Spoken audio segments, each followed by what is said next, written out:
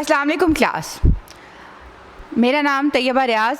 आप तमाम लोग SSOIU के पार्टिसिपेंट्स जो हैं ना, उनको मैं वेलकम करती हूँ। आज हम अपनी SSOIU की क्लास में एंटी रेप एक्ट पढ़ेंगे। सबसे पहले तो ये कि एंटी रेप एक्ट बनाने की हमारे मुल्क में ज़रूरत ही क्यों पेश है। हमारा मुल्क एक तरक्की पजीर मुल्क है जहाँ पे इस तरह के गैंग रेप और इस तरह के दूसरे जो जराइम हैं उसमें वक्तन फ़वक्तन इजाफा होता जा रहा है। 2010 के बाद मुख्तलिफ अगर हम फैक्ट्स एंड फिगर्स देखें तो इसमें बतदरीज इजाफा ही हुआ है कि अगर कोई फैक्ट्स फिगर कम थे तो अब वो मज़ीद की तरफ जा रहे हैं। पहले रेप के मुकदमात कभी कभी आते थे, लेकिन अब इसमें बहुत ज़्यादा इंक्रीजिंग ट्रेंड देखा जा रहा है। और रेप के जो विक्टिम्स हैं उनको जो है हमें इमोशनली डील करने की भी ज़रूरत है।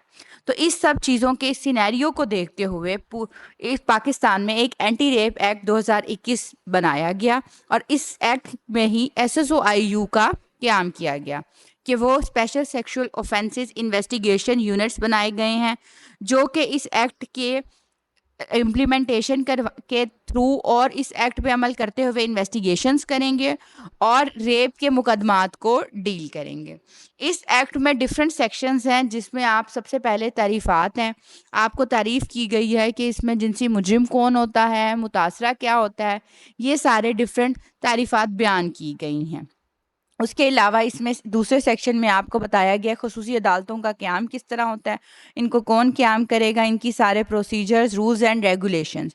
फिर आगे आपके पास है कि आप एंटी रेप इस एक्ट के आपने इस पे अमल दरामद करते हुए anti rape act crisis cell भी बनाने हैं, वो है। फिर मुख्तलिफ हैं कि अगर गवाहान को आपने प्रोटेक्शन देनी है, मुतासरा को भी प्रोटेक्शन देंगे, गवाहान को भी देंगे।